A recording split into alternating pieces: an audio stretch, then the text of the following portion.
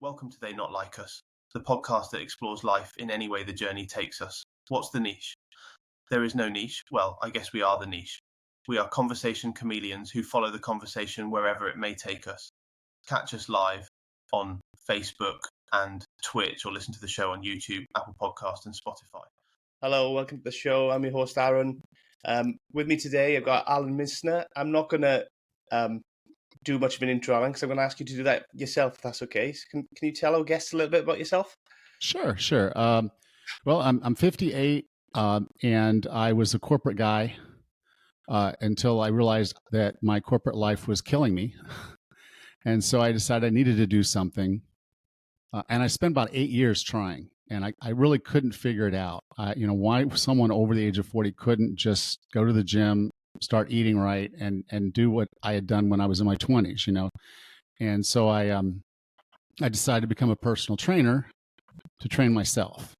And all the specialties that I went after were just things I knew I needed as a next step in my journey. There are a lot of reasons why I finally got around to doing it right, we can get into, but I did. I kind of fixed myself. So I lost 66 pounds of fat, gained 11 pounds of muscle. So a complete body transformation at the age of 46 years old. Wow. This has allowed me to do a lot of things, but kind of the crazy part of it was when I got laid off from my corporate job because I had started a podcast and was trying to teach other people what I learned about my journey. I told my wife, I said, I don't want to go back.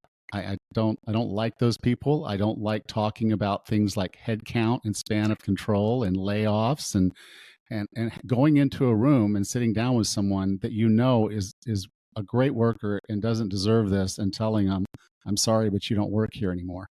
I was getting tired of that, as you might imagine. Yeah. So I told my wife, I'm going to figure out this online personal training thing. This is going to be my gig. So I wrote a book called The Wellness Roadmap, and it won some awards. It's a really good book. I'm really proud of it. And that got some more attention. The podcast has gotten some attention. I've been able to grow my business. And then just because my wife and I were looking at our cost structure, which was built around being high level corporate guy, our cost structure did not fit the lifestyle of a personal trainer.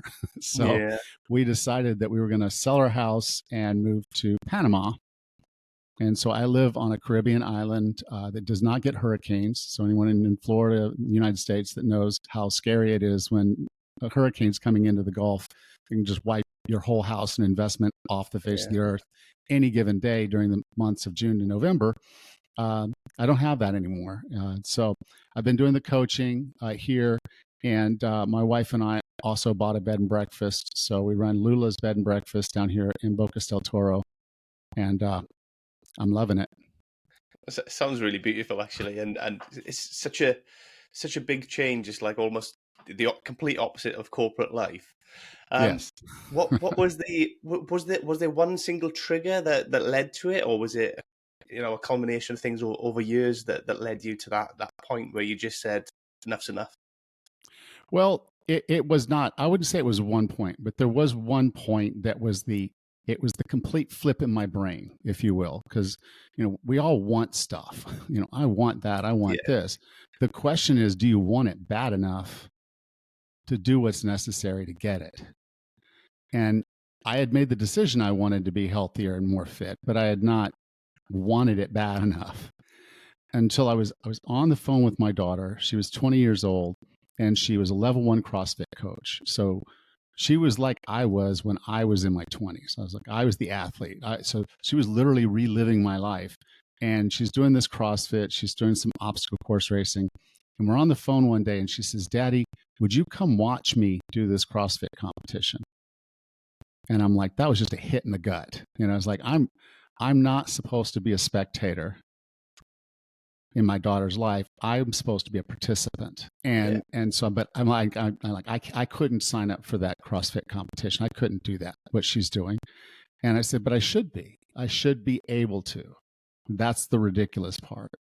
So I started searching to figure out why I was struggling so hard with this, because I'd done many hard things. I made it to the C-suite of a Fortune 500 company before the age of 39. So I had done a lot of hard things. And I was like, why is this harder? And I realized it's not harder. The difference is when I wanted something like that with my career, I committed. I went all in, fanatical, obsessive. Nothing but this gets done until this gets done. And I had not done that with my health and fitness. And so that's when it happened. That's when I was like, okay, look, I am going to change this because I'm not the man, I'm not the father my daughter deserves. I'm not the man I deserve. And so I made the commitment, and I started doing research. There was nothing for guys over 40 trying to lose a lot of weight and get fit. And I'm not talking just like walking around fit. I'm talking CrossFit fit, being able to do those things that my daughter was doing so I could do them with her. And so I started doing, I went and got certified. And I was like, so I got my certification, I got my corrective exercise, I got my fitness nutrition, aging, functional aging. I just went for all these things that I knew would help me. And over the course of 11 months, I lost 66 pounds of fat, put on 11 pounds of muscle, and did a Tough Mudder with my daughter, which is a 12 to 13 mile run through bad terrain. And then they throw in 25 obstacles just to make it fun. And I wanted to run her race. I didn't want to just be there, and I didn't want her to stay back with me. And I didn't want her to, if you just say, go on, I'll finish on my own. I wanted to run with her. And so I got myself in the kind of shape that I could do that. And from that, obviously, that creates a whole different mindset of I just put fitness and health first in this. And then when it came to my career and I was trying to help other people online, and I'm like, I really like this online stuff I'm doing, the podcast and helping people and learning more about my body. I really enjoy this. I hate going into a boardroom. I hate going into a room, a conference room, and laying people off. I just don't want to do this anymore. So when they laid me off, I had a pivot point. And that pivot point was, do I choose money or do I choose myself? And I chose myself. And then when my house that we were paying a lot of money for in the United States on the beach it was so expensive. And I'm like, okay, do I choose the house or do I choose myself? And so we sold the house and we moved to Panama. And so now my decisions they're never weighted towards money anymore. They're never weighted towards career. I don't have anything to prove, but I don't only have one body. I have one me. And so I pick me every time now. Yeah, I love that. I love that. And I think there's so many people out there who don't choose themselves and who suffer for it, really. Yeah, not just physically, but I'd say even more so mentally and emotionally with it. If you get stuck in a job that you do not enjoy for a long time, and you're neglecting your physical health, your relationships, your mental health and well-being, that can take a toll on you. Yeah. How has it affected your mental health and your I know your physical, I mean the weight loss and everything speaks for itself with how you transform physically, but how has that helped you mentally as well? How are you now compared to when you were back in that C-suite and probably not really enjoying life as much? Okay, so I told you about the Tough Mudder. Yeah. And so what a lot of people don't even know about the Tough Mudder is that they have like electricity, they have cold water, they have heights, they have swimming, they have dark tunnels. They have a lot of things that will mess with your mind. Okay. And a lot of people can't do them. They like flip out. They're like, no, I'm scared of heights, or I'm scared of this, or I'm scared of that. Every human being on this earth is afraid of electricity. So one of the last obstacles on the Tough Mudder, it was this obstacle that had all these wires hanging down. And underneath it was a muddy pit, and the mud pit had rows. So you couldn't just run through it. You had to be careful of your feet. Obviously, the electrodes are hanging down. And so we're coming up on this obstacle, and I see this guy get hit, and he hits his face in the mud. And he pops right back up and hits it again. He's down. So you got about 20 or 30 guys standing here, all looking at this obstacle with trepidation, like terrified. Okay. And my daughter and I are running up to this group, and she's like, "What do you want to do?" I'm like, "Run around them." She says, "We're not going to wait." I said, "No, just run around them." So she goes around to the left, I go around to the right. And when we come back together, I grab her hand, and the two of us run through together. And we got hit. You could feel it, but we got through it. And then we ran, jumped over the fire. We finished the race holding hands. Okay. Now, there are 3 events in my life that I will tell you with my daughter are probably the most precious in my life. And that's one of them. The other was one of the others was when she was first born. She was born OP, which means face up. And so those are a little bit distressed coming out. So they were a little concerned about her, and they gave her the test they give the kid right away, and she didn't pass it. But they're like, that's okay. She's under some trauma, so we'll test her again. So I took her over to the table. I reached down, and she grabbed my pinky with her hands. Her little fingers wrapped around my pinky. And then she tested fine. Okay. And then the third one was when she got married about 2 years ago, and I'm walking her down the aisle. And I know in my heart, if I had not done what I had done when I was 45, I might not be walking her down that aisle at the age of 51. So when you ask me what it's done, it has given me everything. I mean, literally everything. Yeah. I am so blessed. And it's one of the things that I think most of us overlook is that the human body is like the best gift you've ever received. Yeah. Okay. My second favorite is this Stanley thermos that I can keep my coffee in. But the first is the human body, because it's a machine that can repair itself. It's a machine that can improve itself. And all you have to do is give it the right inputs, and it can just get better and better and better. And there's nothing like that in the world. No, absolutely. It is quite amazing what you can do with the human body. As long as your mind's in the game, you can do so much. And I have a daughter myself, so I completely understand the motivation as well as you get older to stay fit and healthy and to be a big part of their life. Especially as they grow up, you don't want to not be able to be a part of it and contribute. And if you let your physical health deteriorate, then it's going to be very difficult to be a part of it. Yeah, my daughter's in her lower 30s right now. We have 4 kids between the two of us, my wife now, and so they're all in their 30s, and none of them have had babies. Okay. So and I'm, like I said, I'm 58.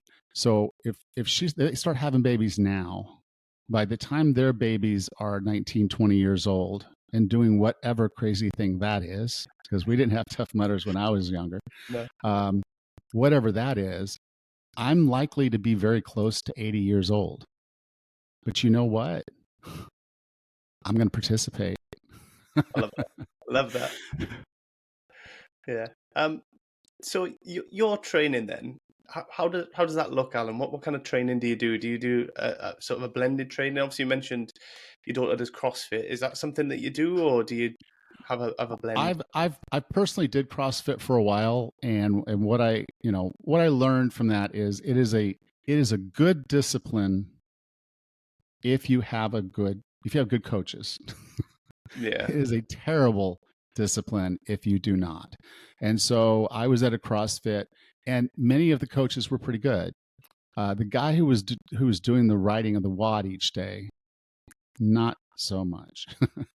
He wrote some terrible WODs. Okay, not all of them, but some. And the only reason I really knew that was because when I traveled, I would drop into different CrossFits, and so I would meet other coaches that were like miles and miles above what anyone at the box I went to was like. In fact, I walked into one gym, and we were doing the row.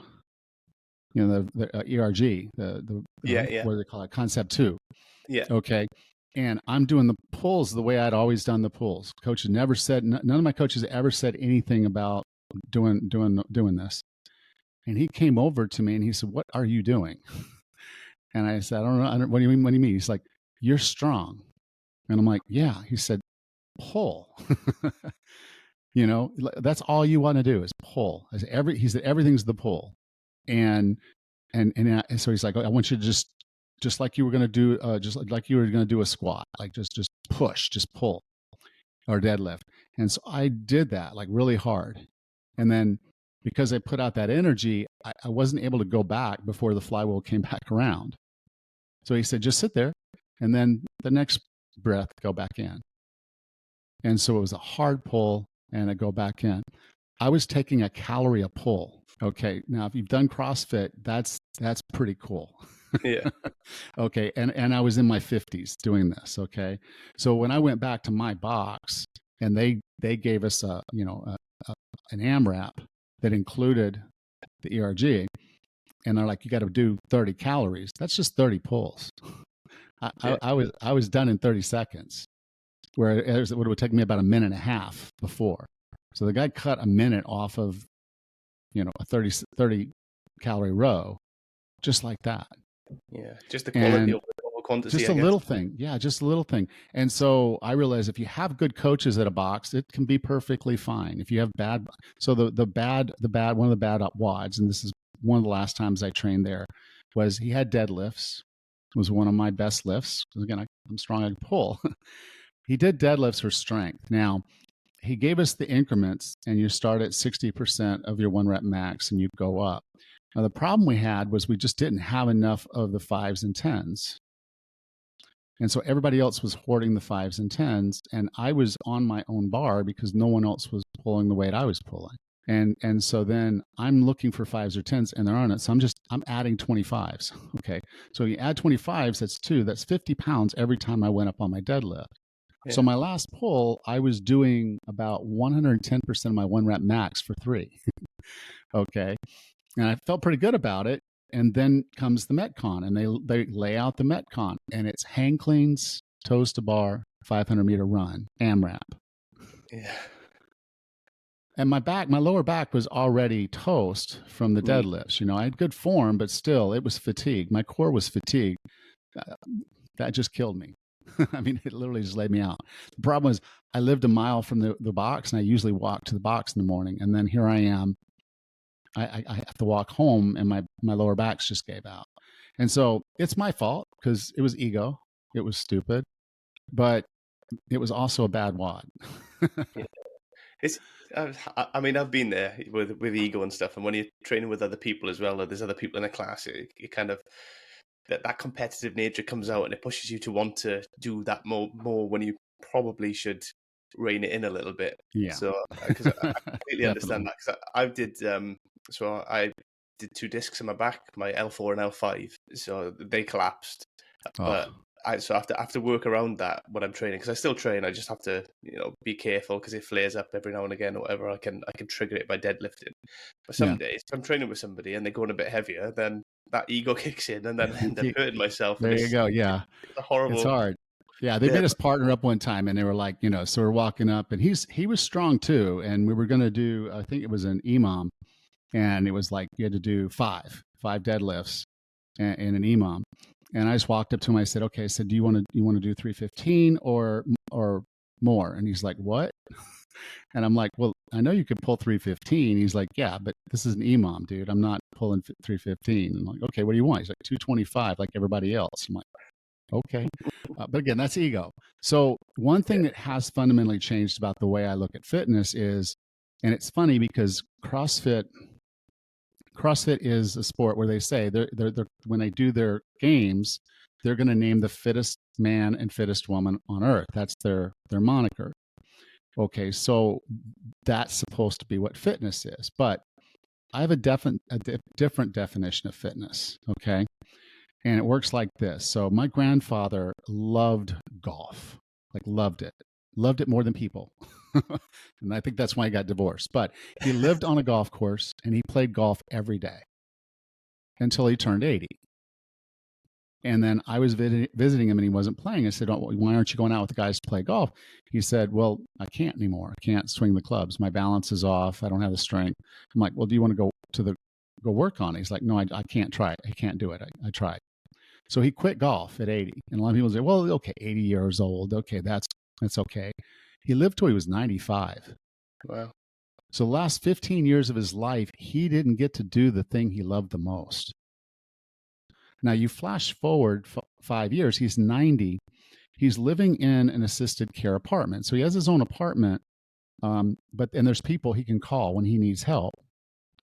He cannot get from his chair to the bathroom in time if he figures he has to go. So he has to call them to clean him up because he can't even do that. He lived the last 5 years of his life that way. And I didn't get to see him because he was too embarrassed to have people over to his house. Okay, so I tell people I want to be able to wipe my own ass when I'm 105. Okay, that's fitness. Yeah, being able to open your own pickle jar, that's fitness. Being able to put your luggage in the overhead bin by yourself, that's fitness.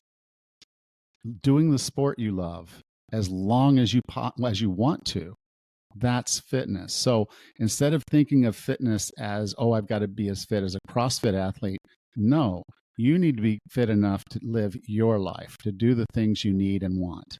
If my wife were to fall in our place, because again, I'm on a Caribbean island, it's a third world country, there's no ambulance to call. Wow. I've got to be able to get her into the car, pick her up, get her into the car, and take her to the hospital. So that's my job for the rest of my life. I have to be fit enough to do that. So that's why I do deadlifts. That's why I do squats. Okay, I need stamina to do things that I need to do. So that's why I do long, slow stamina work. I do HIIT workouts. I do the things that are necessary to build the body that I need to have to live the life I deserve. That's fit for task. Yeah, that's it. It's maintaining that quality of life, isn't it? Because, it's all very well living till you're 80, 90, but if you spend 20 years not being able to do anything, then there's no quality of life there. Right.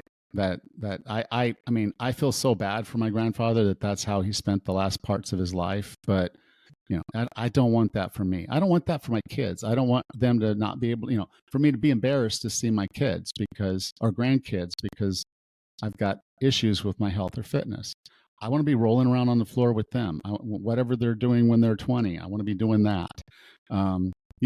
If I take them to the zoo and they're running around like wild animals, I'm running around with them. Love that. Yeah. You're so right. And I mean, as I've got older, that's where since I've had my daughter as well, so the last sort of 7 years, that's where mine's going, is that future picture, being able to do what I can do now, then hopefully, or at least as near to it as possible.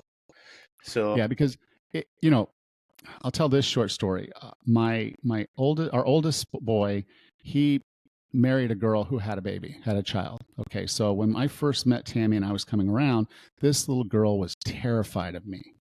I don't know why, but she wouldn't breathe around me. She wouldn't talk. She wouldn't eat. She wouldn't move when she was around me. She was like terrified. And I'm like, I have to fix this. I mean, this is kind of my granddaughter now, so I need to fix this. So she loves SpongeBob, the cartoon SpongeBob. She loved it. Okay, so I'm like, one Saturday I'm sitting there and I get my laptop out and I look on YouTube and I find some SpongeBob shows. And so I'm like, okay, so I walk over and I sit down on the tile floor and I start watching SpongeBob.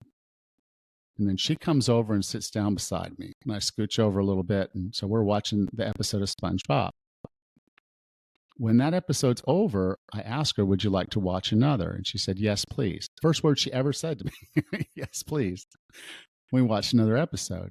Now, if you ask a lot of 50-year-olds, because I think, well, at the time, it's probably about 50. If you ask a lot of 50-year-olds, would they go sit down on a tile floor for 45 minutes watching cartoons with their grandchild? They'd say, well, I'm not getting down unless I have a plan to get back up. And sitting on a tile floor is so uncomfortable. I'm like, yeah, but if you've got the mobility and you're in it, then you do it. And I probably squirmed around a good bit. That's good. It's movement. But the ability to get down on the floor and get back up, the ability to sit there with your grandchild on the floor. So you're not sitting in a rocking chair watching them live their lives. You're in their world at their level. It's a whole different way to have a relationship with a kid. Yeah, and it makes a difference to them when you come down to their level and you're doing what they're doing and getting involved, actively involved in what they're doing. That's Yeah. a big change than trying to direct them to do what you want them to do. It's completely different. I find that. Just this morning, actually, me and my daughter, we've just been rolling down the hill. She's been pushing me down the hill, so it's been good fun. But that's the kind of things that you want to be able to do, isn't it? So. Right. And those will be the memories that she has until we decide if we're going to give her other memories, you know? And because I was talking to a guy, and for a lot of people, the change, when they change themselves, they can almost always point to an event. And the event of the big change is usually not aspirational. It's usually fear-based. And so what had happened to this guy was he was over 500 pounds and he had all kinds of ailments because of that obesity problem. And something happened to him and he ended up going to the hospital and he was in the ICU and he said he was laying in the bed and he looked over and he saw his wife and his two daughters, and his two daughters wouldn't even look at it. They were so upset by what was happening, they couldn't even look at their father. And he's laying there on that hospital bed thinking, this might be the last memory they ever have of me if I don't change. So we're making memories with our kids by living our lives and the way we live our lives. And so if you want them to have good memories, live a good life. Yeah. Yeah. It's sobering, isn't it, when you have their moments, I suppose, for people and they really realize, what impact it's having on the family and stuff. Coming to that then, what kind of support? So you got the 40 Plus Fitness. What do you do with your clients? Is it hands-on stuff? Is it online stuff? Or is it a bit of both? Right now, all of it's online. When I first moved to Bocas, there was a gym that was about to go under, and I bought the gym and I ran it for a while. I ran it, and then was getting it better and better. And then COVID hit. We were closed for 11 months. I kept the space, which was not cheap. And then when we reopened, I got it going. We went for about a year. We were doing okay. I thought we were turning a corner. And then my landlord raised my rent again. So right before COVID, he had raised it. Now, he didn't know COVID was coming. So he raised it 25%. I'm like, okay. And then here we are a year after COVID, he raises it again, 44%. Wow. So I walk in, I'm like, when he told me he was raising the rent that much, I'm like, hey, he said, well, that's market. I said, well, you're raising my rent in 13 operating months, 73%.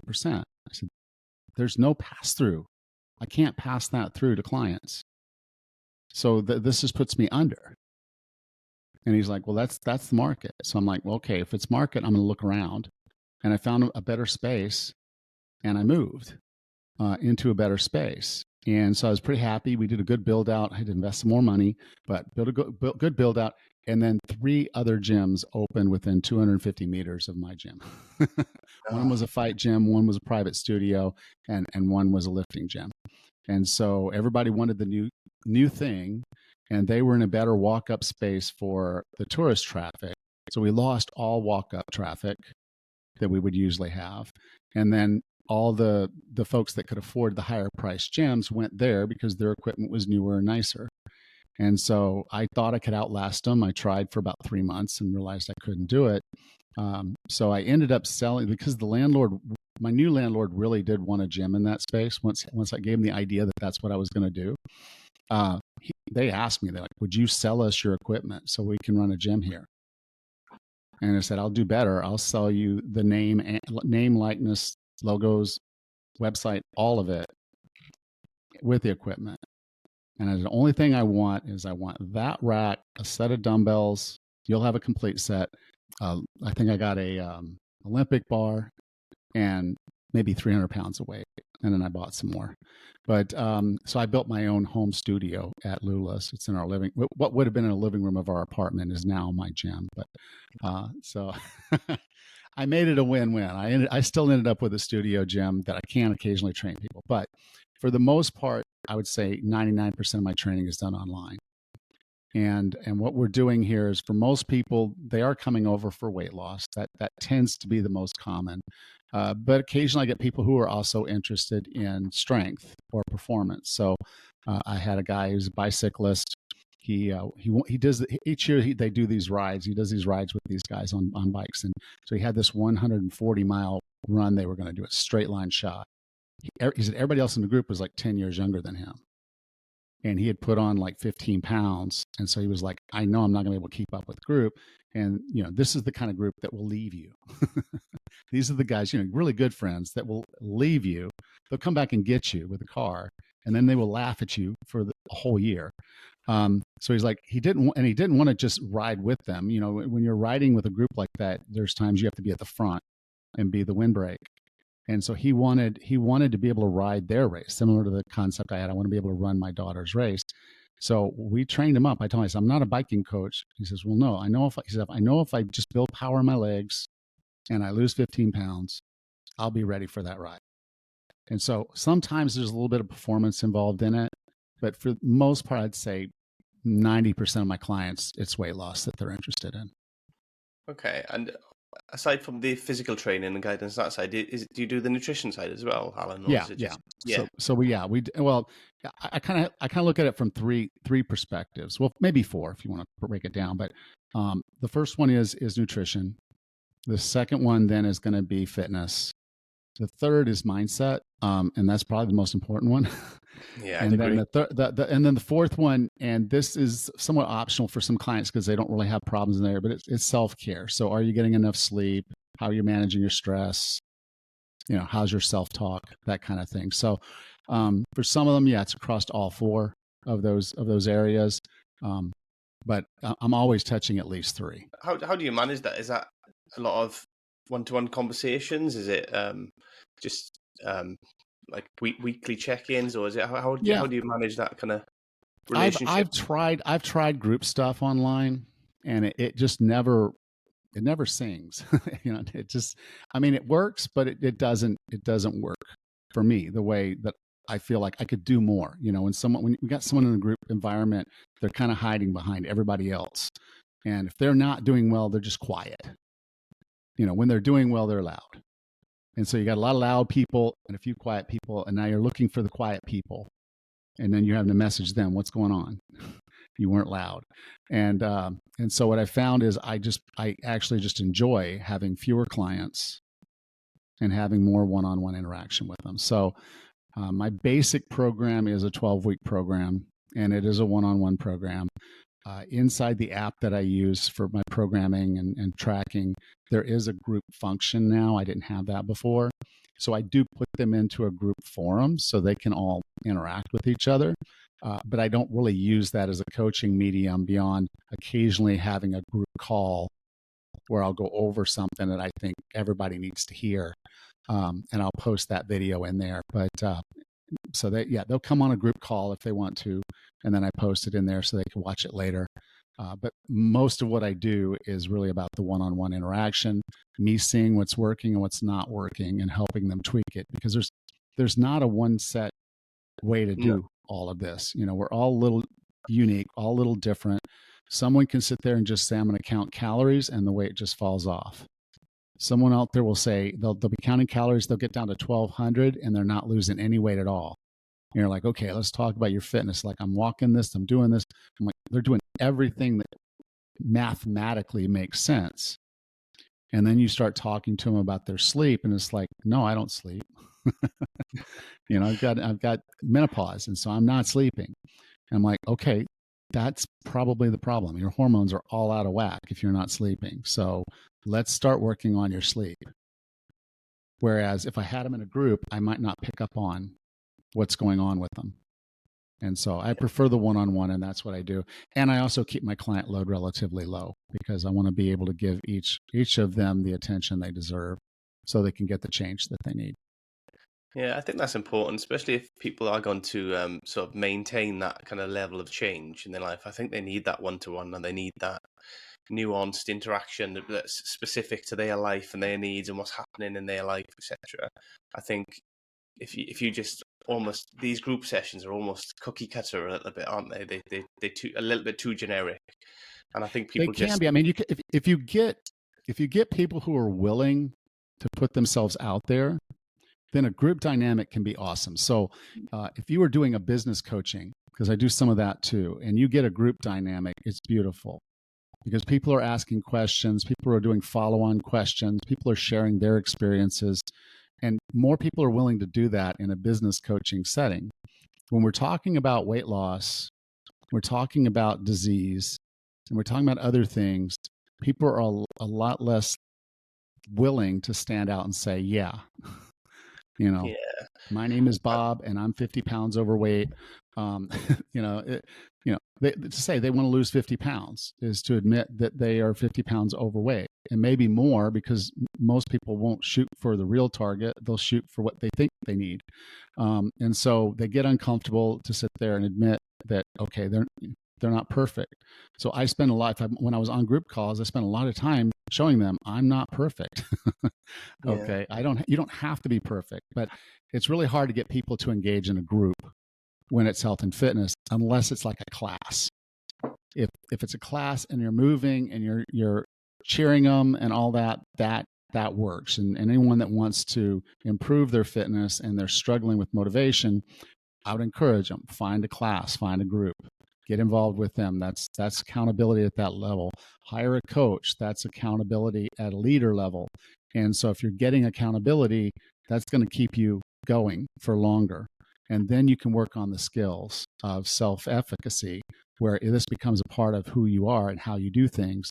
And then motivation doesn't become a problem. It's not a problem anymore because you've got the accountability and you know what you're doing, and you just do it. So that's where I'm trying to move people is, okay, yeah, there's accountability because I'm on you. Okay, accountability is my thing. I'm on you. There's a plan. Do the plan. Join groups. I got the group here. You can use them or you can find others. Join a class, do something. Yes. I work that into their programming. So someone tells me, what was he doing? He's doing rugby. He's playing rugby. Okay. So one of my clients now, once he got back into rugby, we got him lifting, got him moving. He's feeling good. He's like, the knees are feeling really, really good. So I'm going to go back out and start playing rugby. Okay. That's your Wednesday workout. Go play rugby. Yeah, that was his HIIT workout day, but I moved that to Saturday. So I said, okay, do your rugby on Wednesday and you do HIIT training on Saturday.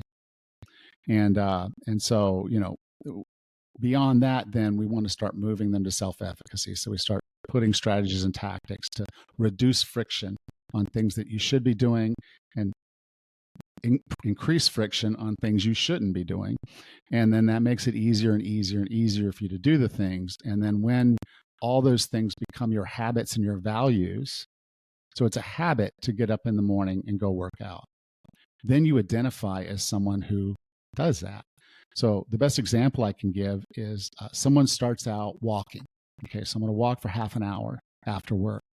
They start walking and then they decide, well, I'm going to jog to that stop sign or that post. And so they do a little jog. They add a little jog to it. And so each time they go out, they try to add a little bit more of a jog and a little bit more of a jog. And then they decide, because they've been doing this for a while, that they might like to do a 5K race.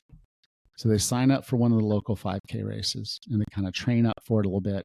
And then they go do the race. They get the t-shirt, they get the medal, and they're like, this was fun. I enjoyed this. And so now they begin to identify as a runner. And what do runners do? They run. What do CrossFitters do? They CrossFit. And they don't think about it. If your class, like we all, everybody came in for the classes in CrossFit, I was in the 5 a.m. and that's just what I did. I got up in the morning and I went over to CrossFit. And it was the same people in there all the time. It was a 5 o'clock crew. And they were my crew. And so, we all trained together. We all did our thing. But once you identify as the person that you're supposed to be, you just do the stuff. There's no motivation. And so a lot of times I'm on Facebook and someone who's really struggling, like I can't stick to my diet. I can't stick to my workout routine. I keep falling off the wagon. And you're going to have somebody that's going to chime in who's fit, has never had a problem. You just need discipline. Like that's just something you go buy at Walmart. You can't buy it. You can't buy discipline. But if you build if you build self-efficacy by starting with accountability, once you have that self-efficacy, once you identify as that person, that's what they're actually talking about. They just don't know that there's steps you have to take to get there. You can't just turn it on. They did that sometime, maybe back when they were 14. They first walked into a gym and they started doing some stuff, and their friends are in there with them, and they're all lifting weights. And it just happened that that guy has friends that are weightlifters instead of friends that are out doing pot and robbing convenience stores. So he happened to have the peers that kept him accountable until he developed the habits and values of being a strength trainer, a weightlifter. And so I think a lot of people miss that is, yes, many of us come into the game healthy and fit. And if we surround ourselves with the right people, we stay that way. If we don't, we end up somewhere else. And the path to get back there is not just this do it. It's a step change of, okay, I hire a coach to keep me accountable. I'm showing up at the gym on a regular basis. I'm eating better. I join a spin class. I join a water aerobics class. I start doing some CrossFit or start playing rugby. And then because I'm doing this, I'm like, how do I make this easier? Well, if I go to bed half an hour earlier, it's easier to get up half an hour earlier. So you start going to bed a little earlier. You pack your gym bag the night before. And so you do these strategies and tactics that remove friction from things you're supposed to do. You remove all the junk from your cupboards and refrigerators. So when you go home, there's no cookies and crisps and all that stuff. There's just good food. And now you're eating good food because there's friction to you getting something else. And so we put those strategies and tactics in place as self-management. And then over time, we build the habits. And then we just don't even think about not doing it. The alarm goes off at 5:30. We get up. Our clothes are already set out.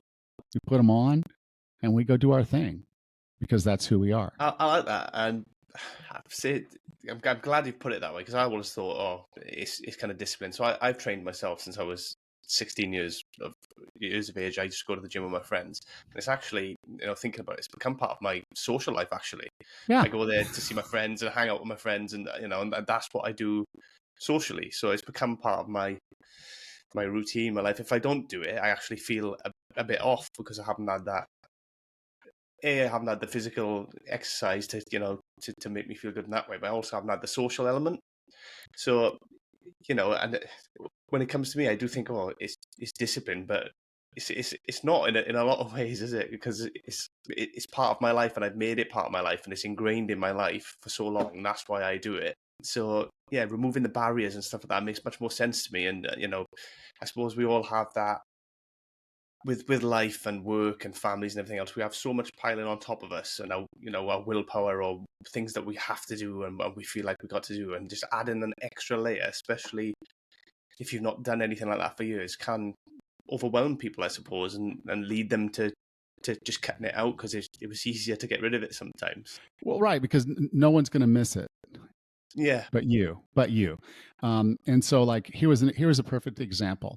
Okay, so I'm working 12-hour days at my job. Okay, usually 5 to 6 days a week, 12-hour days at this corporate job. So when I made the commitment that I was had to fix myself, I had a gym membership by my apartment, which was an hour away, but I decided I needed to have a gym membership right there at my work too, or both. I needed both. So I now had 2 gym memberships. That removes friction. Okay. Then I told my boss, I said, I'm going to be taking lunch from 2 to 3 every day so I can go lift weights here at the gym that's right across the street. And I marked it on my calendar that I was out of office for that hour as a meeting. So I scheduled a meeting with the boss, this guy, the CEO of my life. And I had a meeting with him, and it was the most important meeting of my day. I was not going to skip that meeting. Okay. Now, occasionally he was the CFO. So I reported the CFO. He would occasionally call me right at 2:00. It was really weird. So I'm already dressed. I'm in my gym clothes, and he's calling me. He's like, so I need you to come up here. I'm like, okay. So I'm walking through the C-suite. So this is the God pod of the company. This is where all the bigwigs are. I'm walking through there in my gym shorts and t-shirts and tennis shoes.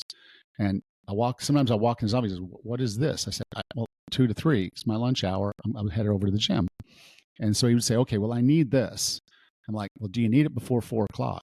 And he said, "No." I said, "Okay, I'm going to go get my workout in. I'll have it to you before 4:00." And then I'd go get my workout in.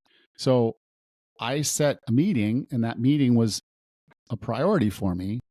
And so I would just negotiate with anyone else that I had to report to as well, that this is my current schedule. Does that work for you? And most of the time they were like, yes. But you just had to ask. You had to have the guts to sit there and say, oh, because most people would have gone downstairs, put their suit back on, and went back to their desk and did the thing. Skipped their workout that day because, that job was more important. But at that frame of mind, I told you, I picked me. Okay, so every day I picked me, and I was in the gym. Now I picked 2:30 to 2 to 3 because the only people that were in the gym during that time were retirees and a couple college kids. So I had full access to all of the equipment, especially the heavy lifting equipment. And so I could go in and do my whole workout in 45 minutes, take a shower, and be back at my desk. And so that's the removing friction. That's the stepping up and saying, no, this is the priority. And if other things are going on, I just have to figure it out. So I traveled a lot for work, like at times 90%. Now, people throw out these percentages and it doesn't really resonate with a lot of people, but 90% travel means I'm home one weekend a month. So that could have been my perfect excuse, right? I'm gone all the time. I can't get to the gym. No, that just meant I had to do a little bit of work. So as I was planning my travel, I had to look for hotels that had access to good gyms. Was there a gym close by I could get a day pass? Was there a gym associated with maybe they had free passes? Or did they have a good gym as a part of the hotel? Okay, so I might stay further away from the office just to have access to a really good gym. And then I would look around the area where I was staying, and I would find restaurants and look up their menus and say, okay, what do I want for dinner on Monday, Tuesday, Wednesday, Thursday?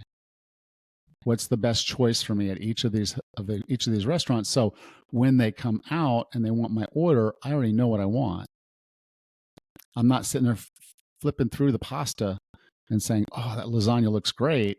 I've already decided that I'm having the baked fish, vegetables, and a salad. And so that's what I mean about that being the CEO of your life, is you do have to put yourself as a priority and then do the things that make it easy. Yeah, I think if we get caught in that sort of last minute moment, especially with like for me, I'm guilty of it with food.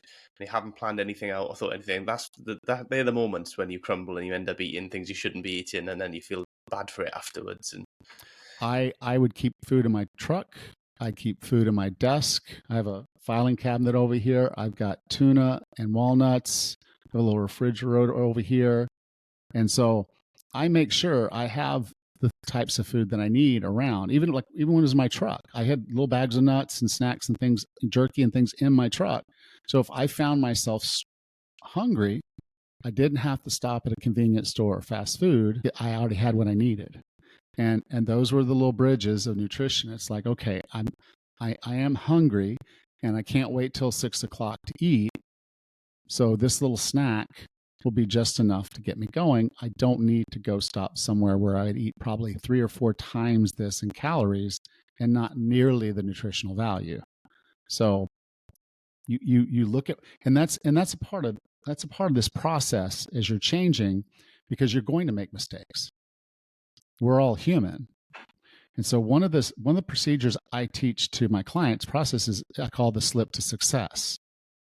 And it works like this. So you made a mistake. Okay. You didn't have anything prepared and you're really, really hungry and you didn't want to cook. So you picked up your phone and you went online to one of the ordering places, Grubhub or Uber Eats or whatever's there. And you click on there and you start looking around and you order what you want and they deliver it, bang, right there. And you get done, you're like, that really wasn't what I should have eaten today. You step on the scale the next day and you're like, crap. Okay, you made a mistake. That's okay. We're all human. So what you need to do is forgive yourself. That's the first step. People don't do this. They skip this. They're like, oh, I screwed up. And now there's this this bad man in your head. Okay. When I was overweight and I wanted to change, I called myself the fat bastard. That's who that voice is in my head. He's the fat bastard. Okay. And he's miserable and I don't like him. And he says terrible, terrible things, things that I would never say to my best friends. I wouldn't even say those things to my enemies, but I say them to myself. Okay. And so the fat bastard would tell me, you idiot, you should have done better. You should have done better. And I don't learn anything. The slip to success is forgive yourself. Get that guy out of your head. It happened. I can't fix it. I can fix it going forward. What did I learn? Okay. Just having a small, easy snack, like a small bag of nuts in my case, in my backpack, in my desk, in my truck. If I have that there and I get hungry, I can nibble on that. If I do just a little bit of batch cooking on the weekend, just any weekend, and then I take and I make a lot of something that I can eat, and I put some of that away in the freezer. Then when I come home and I don't feel like cooking, I can go to my freezer and say, what's here? Here's this eggplant lasagna I made. I'll eat that. That's better than trying to call Grubhub. Okay.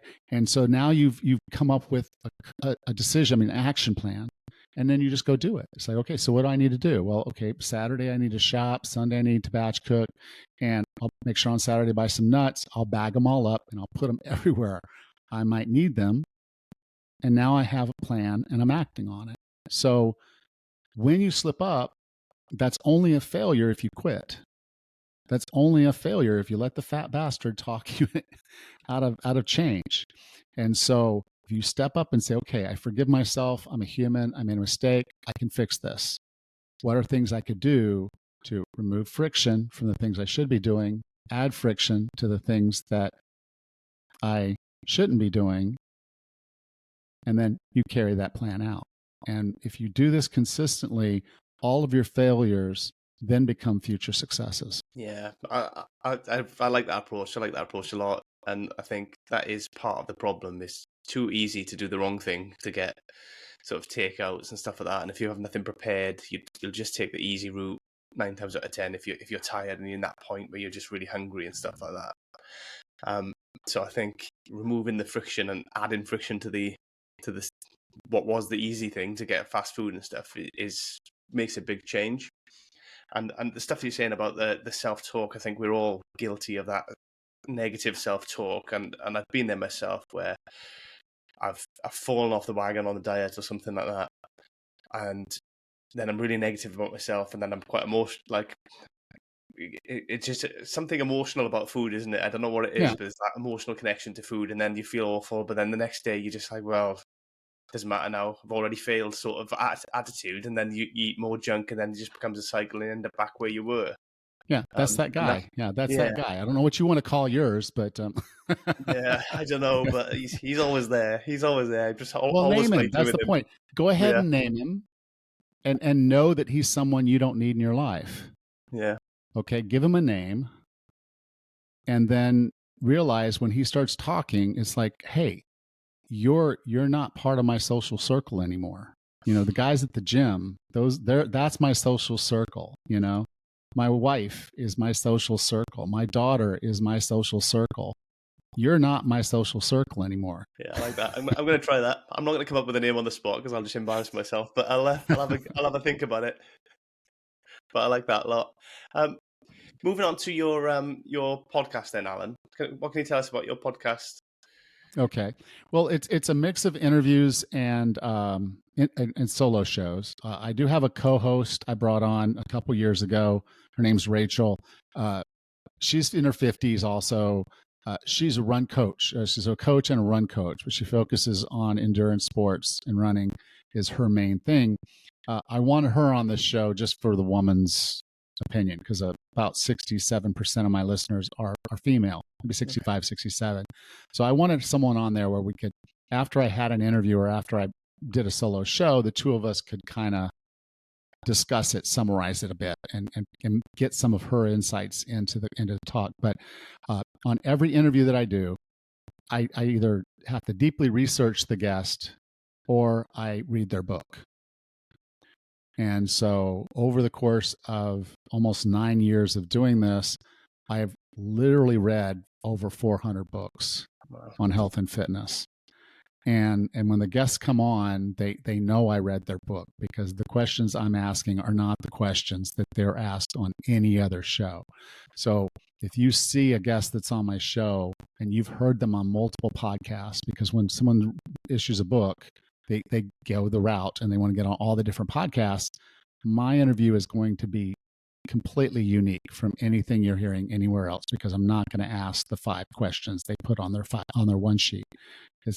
I'm going to ask them detailed questions, and we're going to get into the weeds on some of this stuff. And so I really pride myself by making sure we leave someone every episode with actionable something to do. And so I bring on the best guests that I can possibly get. I've been very fortunate to have grown the podcast to a point where I'm getting some really good names, really good people. Sal from Mind Pump, Dave Asprey, Tony Horton. I've had, Alan Aragon. I've had some really high profile guests on the show because their agents know, their publicists know, okay, Alan actually asks you fun questions. You're actually going to enjoy this podcast. All the other podcasts, you're saying the same thing over and over and over, but for this podcast, it's going to be different. And so I dig deep. We profile what their topic is, get into it. And then for the solo shows, that's more of a teaching moment stuff. I tend to get into mindset and motivation a lot more with those episodes. So I think it's a good blend. Sometimes I do other stuff, but it's really just about what do I think is top of mind, and then I deep dive into it. And so again, a lot of research into, why is this the way it is? What is it? How can we do this? And so, a lot of things that I've talked about here today are just through my experiences of coaching for almost 9 years. And then, yes, talking to all those people that I've interviewed, and then realizing what's needed when someone wants to make a change to their health and fitness. And it's not always do more, eat less, rinse and repeat. There's a lot more to it, and I try to bring all that to the show. I like that a lot, and some amazing guests there actually as well.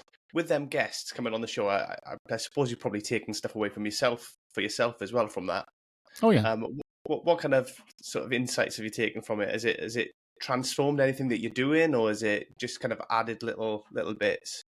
Yeah. Well, when I went through my journey, the only guidance I met with a nutritionist once, because I was like, I don't want to wait until I've got my certifications to know what I need to eat, because that's going to be down the road. I'm like, I need some guidance now. So I did schedule a meeting with a nutritionist. When I went into her office, she sat down and says, "Do you know what paleo is?" I'm like, I have no idea. Now, granted, remember this is a while back, like 16 years now. And so I said, "No, I have no idea." And she said, "Well, okay, here's a book." It was a binder, and it had all this information in it. So she kind of started flipping through it and tell me what was in there. But she said, basically, you're only eating what a caveman would eat. I'm like, okay, I'll try it. And so I did keto. I did that. And then what happened was the foods that I enjoyed eating that were paleo was basically just meat and veg. Okay. So when I started just eating meat and veg, I ended up with my breath smelling weird and my pee smelling weird, but I was dropping pounds like nothing. And I started doing some research. I'm like, what is going on with my breath? What's going on with my pee? And then I realized I was in ketosis. I'd never heard of ketosis before. But for my weight loss, paleo and ketosis were the tools that I used to get there. And so, like when I wrote my book, I'm like, this is a tool. These are tools. These are tools I used, and they will get you there. Now, people will argue they're not sustainable, they're not this or not that. Fine, but they worked. So as I went into podcasting and I started interviewing different people, I was like, well, I don't want to just say I'm a keto person because there's more to this. So I started interviewing vegans. I started interviewing carnivores. I interviewed a raw paleo. I interviewed a vegan keto. I interviewed all these different people from different frames of reference, and all of them believe their diet is groundbreaking. It's the perfect diet. It's the way we should all eat, right? You'll hear them say that. You know, I literally had a guy come on, and I was reading his book, and it basically was a vegan diet. He renamed it something, and he called it groundbreaking. And so as I having a conversation with him, I said, well, this is pretty much just the vegan diet. He said, no, this is groundbreaking. I'm like, okay, bud. Yeah, whatever. But in interviewing all these folks, they all believe their way of eating is the best way. But what I know is there is no one best way for everybody. There's the best way for you. If you can't do it, you shouldn't do it. Okay. Yeah. If it's a temporary fix, that makes sense. There's times we go for sprints and we do things that we're not going to do again. It's like even in your training, you'll do 8 weeks of a certain type of lifting as a periodization just to change things up. Okay. And so it's the same thing with food. But if you're trying to build something sustainable, you need simple rules, because people like simple rules that make it easy for you to comply. So you'll do it. And here are the simple rules. Eat food. Real food. Real food is something that you would recognize as an animal or from an animal or from a plant. Okay. There are no cookie trees. There aren't. Okay. I wish there were. If it's a plant or animal, you can eat it. Now, the one stipulation is understand, paying attention to yourself, how certain foods affect you. So, should you eat dairy? If you can do dairy, do dairy. If it serves you, do it. It's from an animal. If it was a healthy animal, it's healthy product. Eggs. Again, people are worried about those. I'm like, well, if you notice that your cholesterol shoots way up because you're eating eggs and you don't want that, then stop eating eggs. If you don't like fish, don't eat fish. But you do need the omega-3s. So you're either going to have to supplement it, or you're going to have to make sure you're eating grass-fed, grass-finished beef, so you're getting enough omega-3. And so eat real food. If you walk into most grocery stores now and you look around, 95% of what's in there is not food. And so if it comes in a box, bag, jar, or can, be suspect. Look at the label.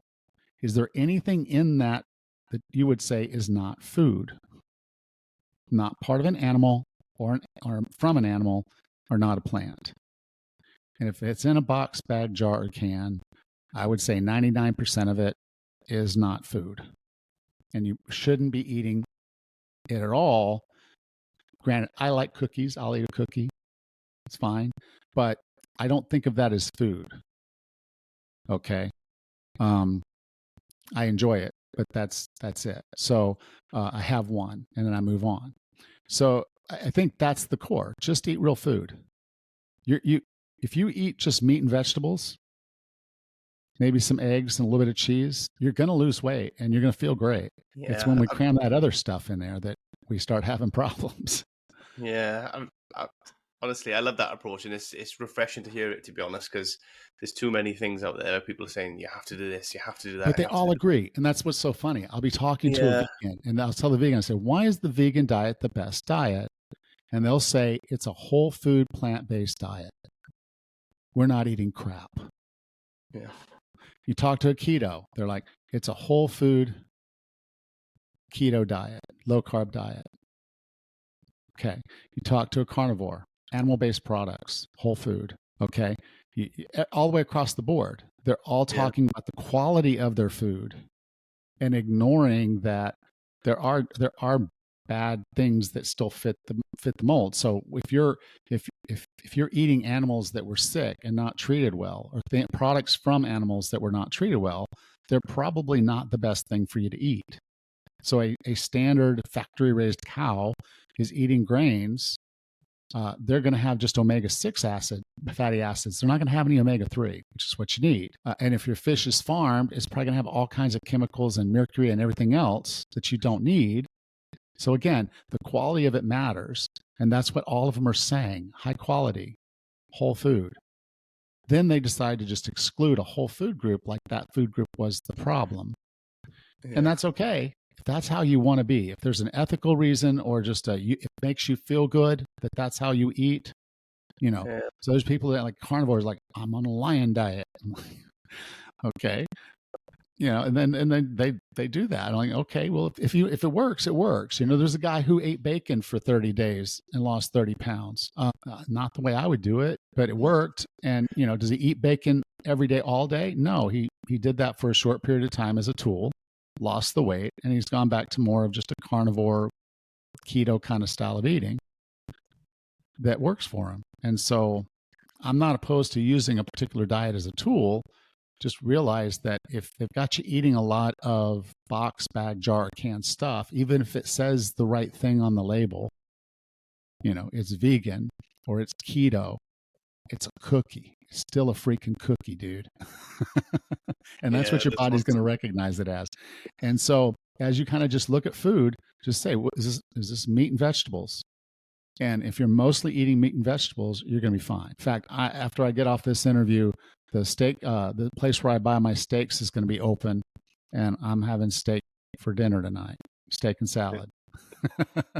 Yeah, you're not wrong. I mean, that's such and it simplifies it so much for people as well, putting it in that context, in that way. It just makes it easier, because a lot of the information that's put out there on nutrition and stuff can be so confusing to people. Just, everybody wants easy. Yeah, easy. Yeah. And again, I want you to make it easy, because again, when we're talking about self-management, the easier we make it for ourselves, the more likely we're to comply.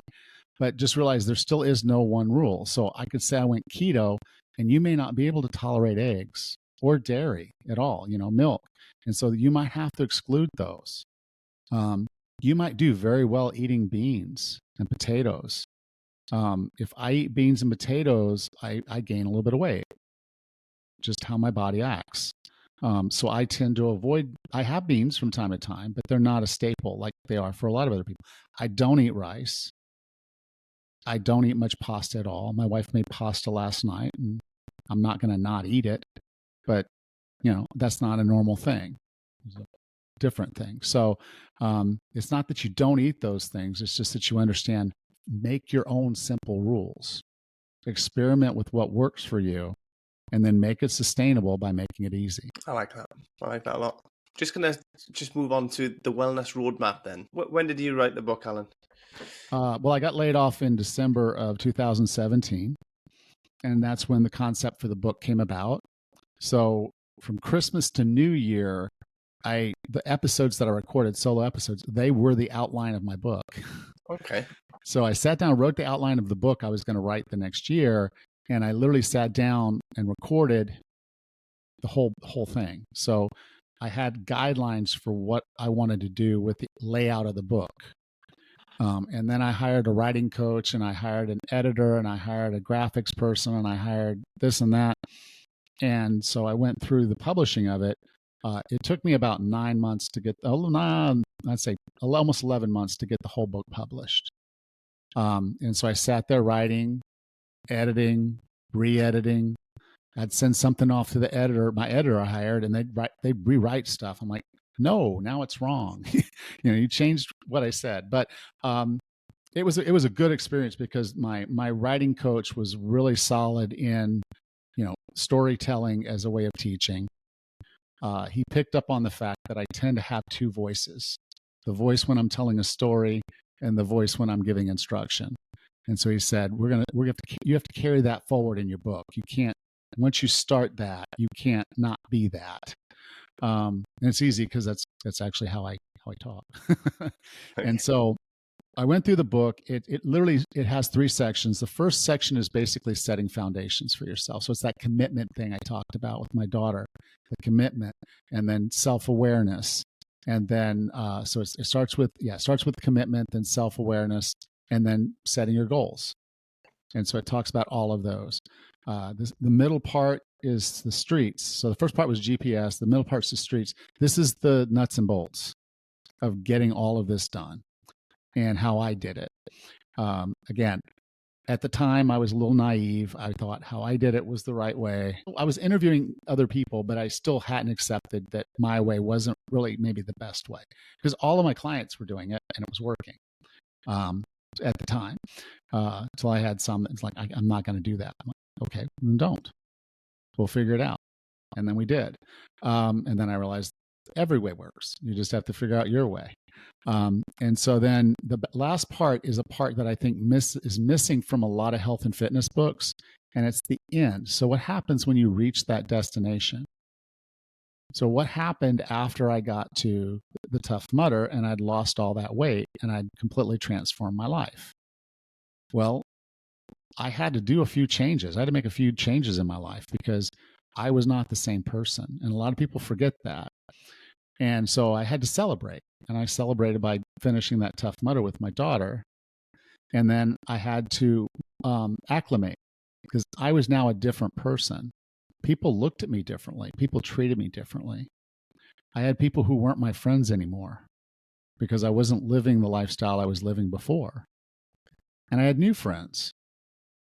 And so I was different and I was being treated different. I had to accept that. I had to acknowledge that and take that in.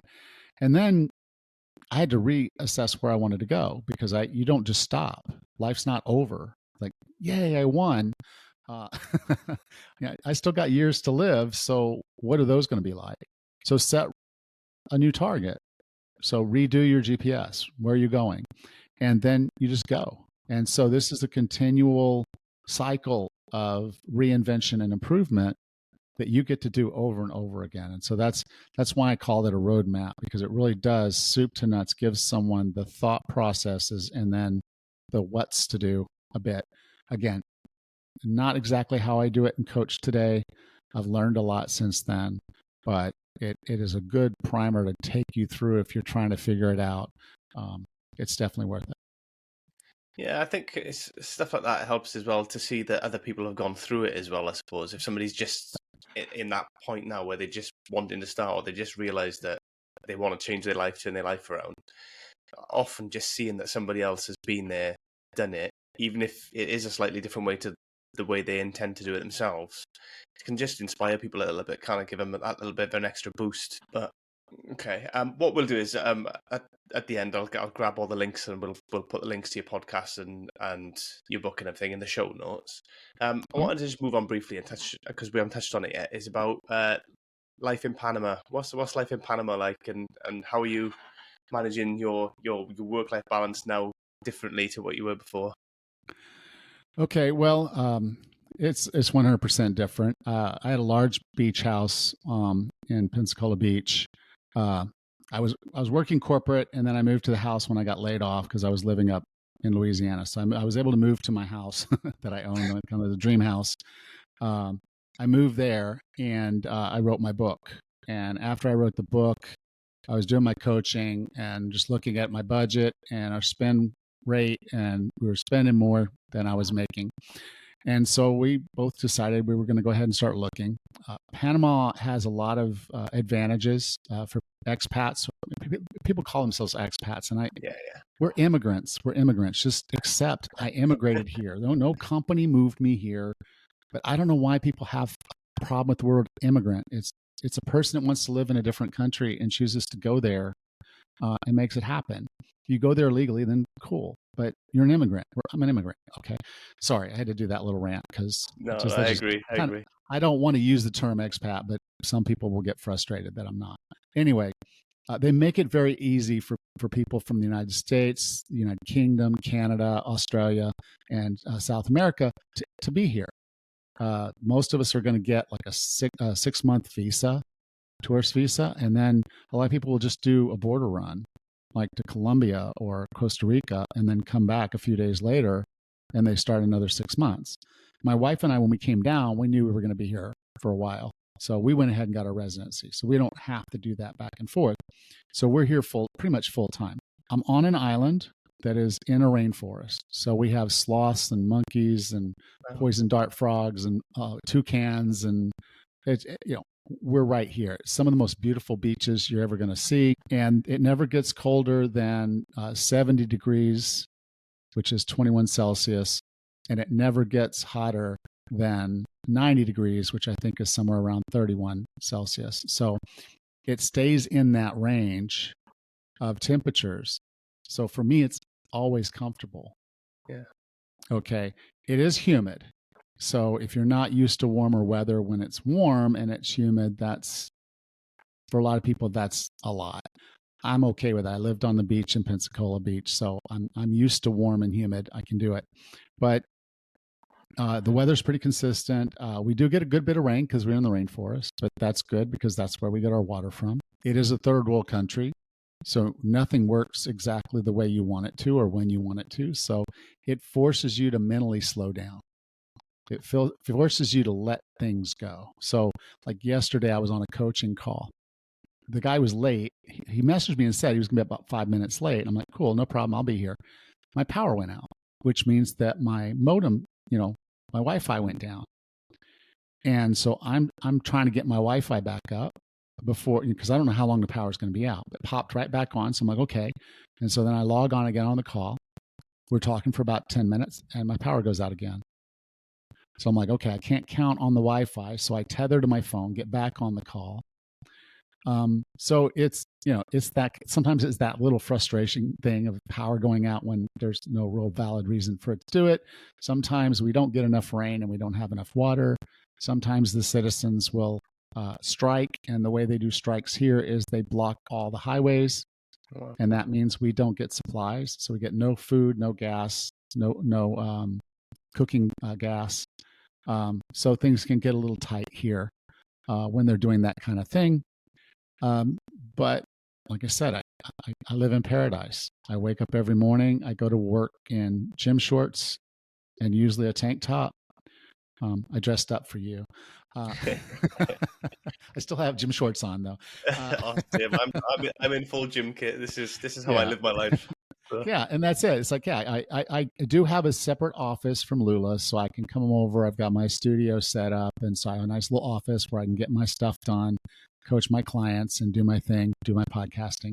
And then, my wife and I, about 3 years ago, bought this bed and breakfast called Lula's. The previous owners were EMTs, but they were down here running this bed and breakfast and another bar place. And when COVID hit and they shut down the country, they had no revenue, and they were dependent on that money for their livelihood. So they had to go back and get jobs. And then that gave us the opportunity to buy Lula's. It was in bad shape. They had not invested money in fixing it up. So we invested a good bit of money to fix it all up. And that took about 11 months. And then we reopened. So we've been open now for a little over 2 years.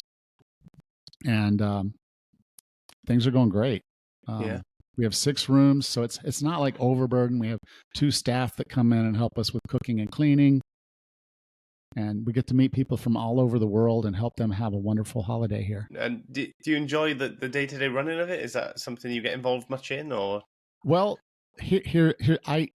my wife and I have a pretty cool agreement. So what we do is we shut down for a whole month, and the 2 of us just go on our vacations together. So we'll take a whole month off, which is, for an American, is unheard of.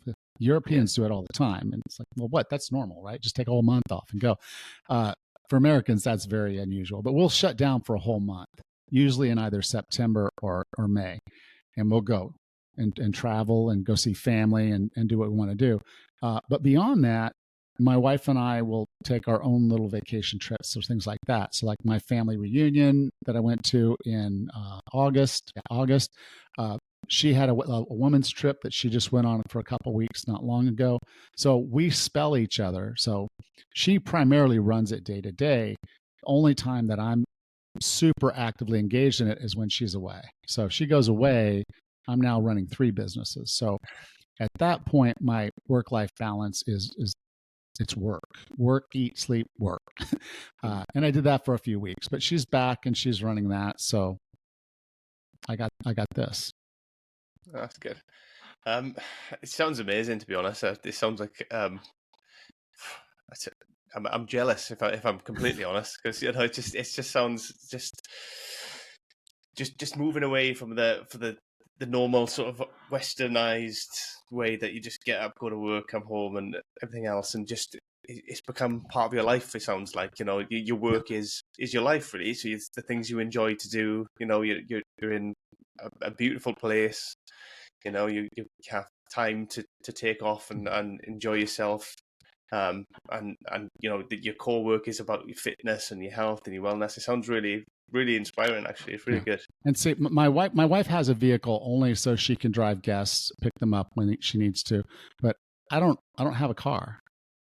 Okay. I walk everywhere I need to go. From one side of this island to the other is less than 22 kilometers.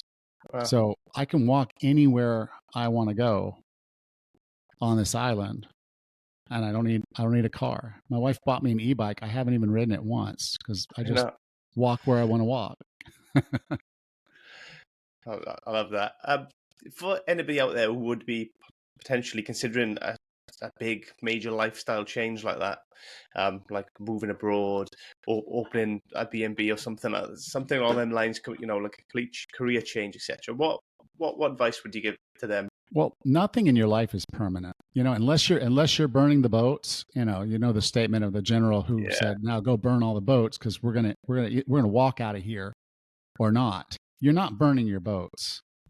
So if you decided that you wanted to live in Portugal and you sell most of your stuff, store the rest, and you go down to Portugal and you're down there for 2 years, you're like, okay, I've kind of had enough of Portugal. I'm going to go back home. Okay. If you have a particular career skill set and you say, okay, well, I'm going to go do this other thing that I'm also good at.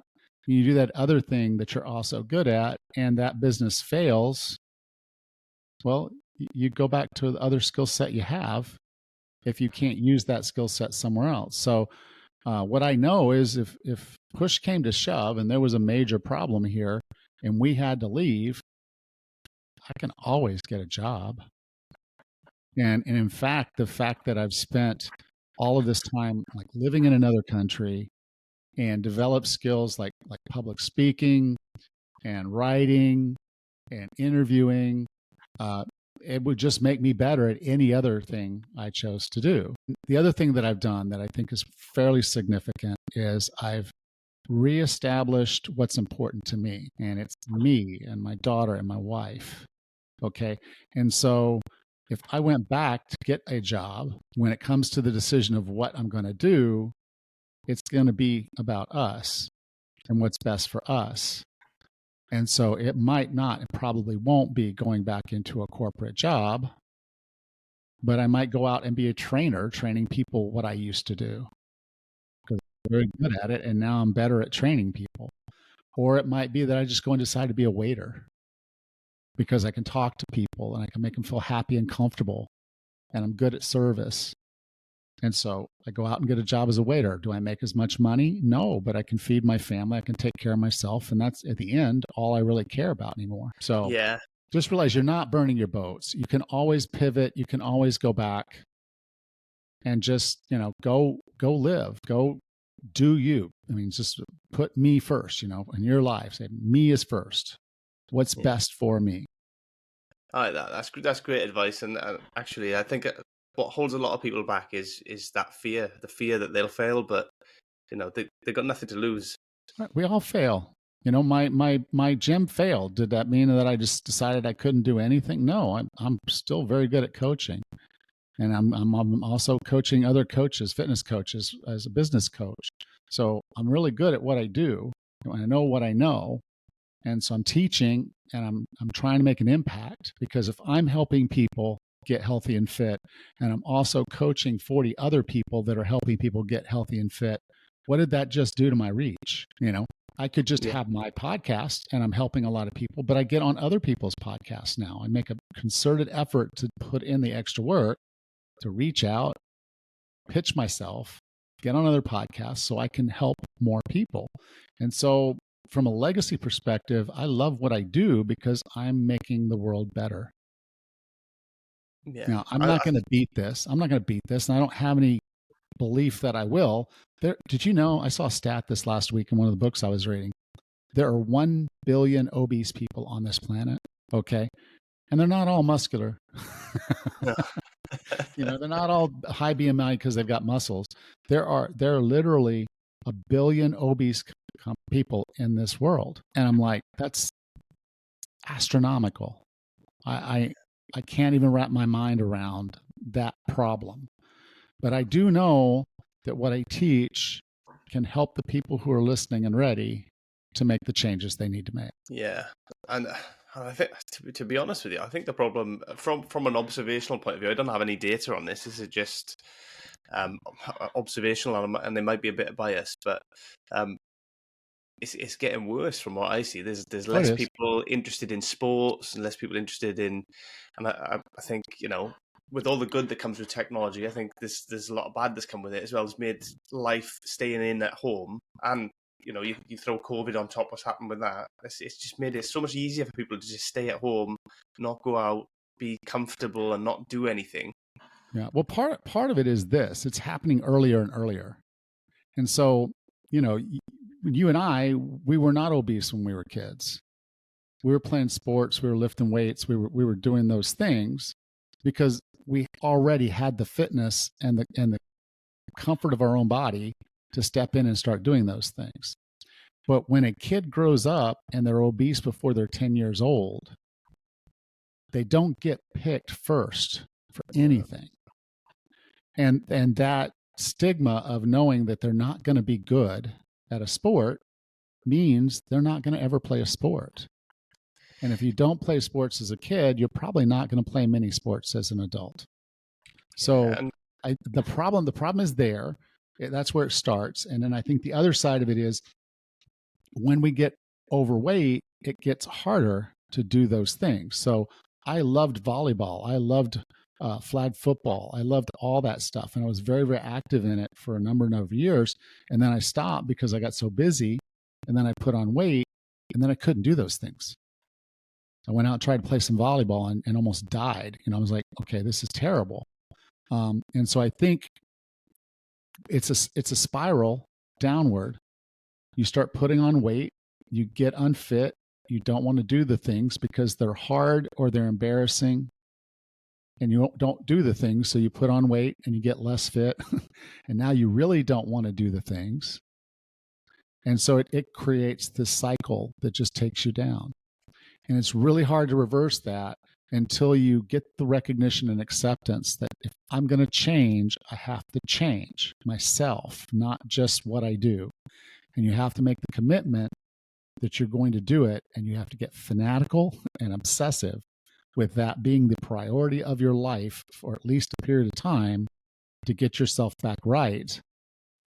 And then it can happen. But it is hard, and it is a cycle, and it's a recurring cycle if we don't break it and do something different. Yeah, I agree. And it takes people like yourself getting out there and putting the message out there and trying to support people and help people, really. And, they need somewhere to turn as well, don't they, really? They can't, a lot of people can't, or maybe can't's a strong word, won't do it by themselves.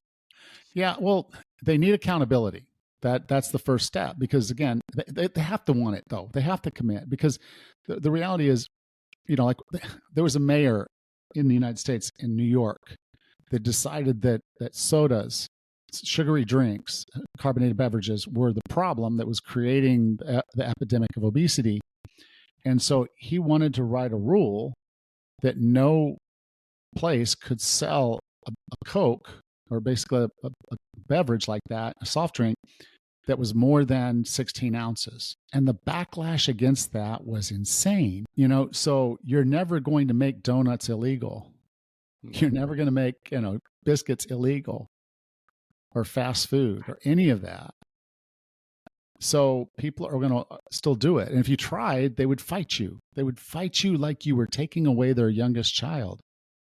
Yep. So there's more to it. We can't legislate this. We can't government fix this. This has to be fixed on an individual, one-by-one basis, where people wake up, they accept where they are, and they start taking the positive steps forward to fix themselves. Yeah. That's all we can hope for, really, and hope that obviously that impact that has on the people around them as well, and their family and stuff like that. And then, that's Yeah. Hopefully So that's how it'll work and spread. that guy I told you was laying on the hospital bed at 500 pounds. He lost 300 of them. Wow. Okay. And so he changed his whole life, and his daughters saw that transformation. So, yes, when you acknowledge where you are, and you start taking the positive steps forward with commitment, you get accountability because you're going to need it. You start working on self-management because you're going to need to make this as easy as possible.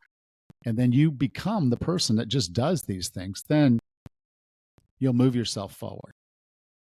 And so for me, that's the core steps of all of it. And if you're trying to skip some of those and saying, no, I'll just do the vegetarian diet or the Mediterranean diet, and that's good enough, I'll park my car a little bit further from the door when I go to work or go to the grocery store or the bar. I'll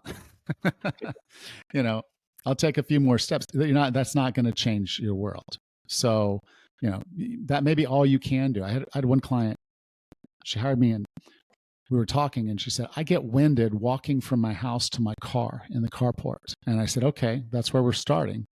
So I said, tomorrow when you go to your car, I want you to walk to your car, walk one lap around it, and then you can get in your car.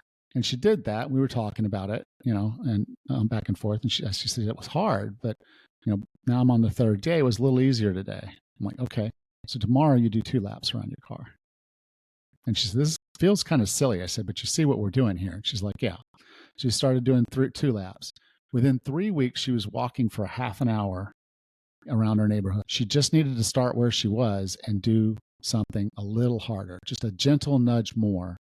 And that was enough to get her moving enough that she started feeling better, had more energy, had more stamina, and then had no problems. Yeah. Well, for the listeners who are maybe feeling a bit stuck or a bit overwhelmed, especially the over 40s who have, got that position where they're really struggling with things. What is the first thing you would recommend really for them to, start making them positive changes? Yeah. Well, I don't know if you're familiar with the stages of change model. I'm not actually, sorry. Okay. So basically before you start doing anything, there's 3 other stages. So there's the pre-contemplation stage where you don't know that you have a problem. So you're not actively looking to do anything. So yeah, I'm big boned. That's why I'm so chunky. I'm just big boned. That's the kind of thing. They don't think they're overweight. I'm the skinniest fat person around, right? Everybody else around me is fatter than me, so I don't need to do anything. That's the mindset there. So they don't need to change. They don't believe they need to change, despite what their medical condition is telling them. Then there's contemplation, and that's where someone's thinking about it. It means, I know I have a problem. I really should lose 66 pounds. I really should do these things. Okay. They just don't know how. Okay. That's the start, because now you accept you have a problem. After contemplation, the next is called preparation or determination, depending on who you look at, but they're basically the same thing. And this is where you're making the decision. You're committing to what you're going to do. Okay, so you accept and then you commit to a plan of action. And then the next stage is action. Now, after that, we go to maintenance. So this is a cycle, but the problem with the cycle is it's not always continuous. People will get to pre-contemplation and fall back to, we get to contemplation and fall back to pre-contemplation. Sometimes they'll get all the way to determination and then they'll fall back. So I was an example of that. So what I did was I knew I needed to do something, got into contemplation, and then I got over here into preparation, and I saw this video show, this infomercial on a Sunday for Beachbody Insanity workout with Shaun T. And I'm like, that's perfect. I'm traveling, I'm in hotels, little gyms. He's not using any equipment. They're moving their body. They all look fit. They all look great. They're all having fun. I'm going to get that. I got those DVDs. Okay, so yeah, this long ago. It's in the actual DVD. And I ripped all of them and put them on my iPad. So I had all of them now on my iPad. And I was like, I can carry this with me. I can do the workouts anywhere. And then I said, okay, so it was Sunday and I was going to be flying out Monday night. So I said, okay, Sunday morning, Sunday morning, I got up and I said, okay, I'm going to do the benchmark workout. And I did the benchmark workout. And he's very encouraging. Shanti's like a great personality. He's dancing around everything. They're moving so fast. And I'm pushing myself through this thing. The next morning, I felt like someone had been beating me with baseball bats all night. I couldn't get out of bed. It hurt to reach over to my phone because I had to call out of work. And I wasn't sure that I was going to be even able to move around to make it to the airport to fly out that night. Okay, so what happened then? I didn't do a single one of those workouts.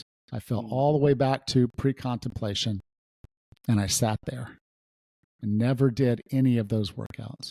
When I turned in that that iPad to my company, all those videos were still on there, and not a single one of them had been watched. Not even watched. I didn't even just watch them to see what they were. I was like, nope, not for me. And so you don't want to go out too hard, and you don't want to go out too slow. And so that's why sometimes the guidance of a coach is the action you need to do first. So if you're in this contemplation stage and you know there's a problem, then when you get over to determination, that determination is what is the right coach for me? Because a coach is the accountability. They're also the guidance and the support that you need to be successful at the start. And then you're doing things, and that's when the rest of this can happen. So I would encourage you, if you're in that state of mind where it's like, I got to do something, this is when you start looking for the right coach. I may or may not be that person. If you're over 40, I still may or may not be that person. But be looking at what coaches do, what they know, their certifications, their skill sets, their personality. Is this someone who can help me do what I need to do? And when you find that coach, you take action, you commit to get things done, and then you work with that coach and get it done. And then you start building the rest of it. You join groups, you get involved with other people that are doing this. You go over and start working on self-management to make it easier and easier, removing friction and adding friction where you need to. And then over time, your values and habits align. And now you are that healthy and fit person that you were visualizing at the beginning. If you are the right coach for some of the listeners, which you potentially are, where's the best place for them to connect with you at the minute? Just come to my website, 40plusfitness.com. That's 40fitness.com. That has links to pretty much everything I'm doing. Is this going to go live before September 2nd? It will do, yeah. And I'll put everything in the show notes as well. So okay. I am going to be running a workshop from September 2nd to September 6th. So 5 nights. Europe's going to be a struggle because it's like 7 p.m. Eastern. So, but there will be replays. So if you sign up, you'll get put into a group and the replays will be there. So you may not be able to be there live on the Zoom, but you can catch the replays. But in this, I actually walk people through all the different elements of mindset and motivation to do that first bit, to where you're setting your mind, you're committing, and you're looking at what you want. And now we're breaking that down into a plan and then down into actionable goals. And so you'll have all that built out. And then we start working on you filling up what you need to stay motivated for the duration. So it really is soup to nuts, walking you through a lot of what we talked about today to get you really set up well to be successful in whatever you want to accomplish. I like that. Yeah, I'll make sure everything goes in the show notes anyway. So there's easy links for people to get in touch with you or to find your website, etc. The 40 Plus Fitness, what is your current goals, or where do you see the future going with 40 Plus Fitness? Well, again, me first. It's always going to be me first. I enjoy reading the books. I enjoy doing the interviews. I enjoy going on other podcasts. I enjoy helping people.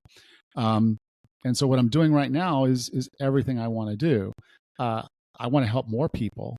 So, I will take clients on as I can, but sometimes my roster is full and that's a shame, but I'm not going to water things down just to touch more people or make more sales. For me, it's about the quality of what I do. And when someone comes on, I commit to them, usually as much, if not more, than they're committed to them, because I think they need that to start with. So I'll continue to coach. I'll continue to do this. We'll continue to run Lula's for at least a few more years. Like I said, I'm 58, so at some point I do see that we roll Lula's off because we've run it well. So it's an asset that we can sell. So at some point we probably will sell Lula's, and at some point my wife wants to live in Boquete at some point, so we might move to another part of Panama. So those things could happen, but the joy I have, the wonderful thing is doing what I do online, it really doesn't matter where I am. So if you need a coach, I'm still going to be here for a long, long time. So through your journey, obviously we've covered a lot of stuff today, and you've gained so much knowledge and experience and wisdom through your journey. So is there one piece of advice that you wish you could go back and tell yourself at the beginning of this journey that would really help you along the way? Don't get fat. Because I was very fit when I was younger. So if you're currently healthy and you notice something is pulling you away from the things that are keeping you healthy, fight that. Okay?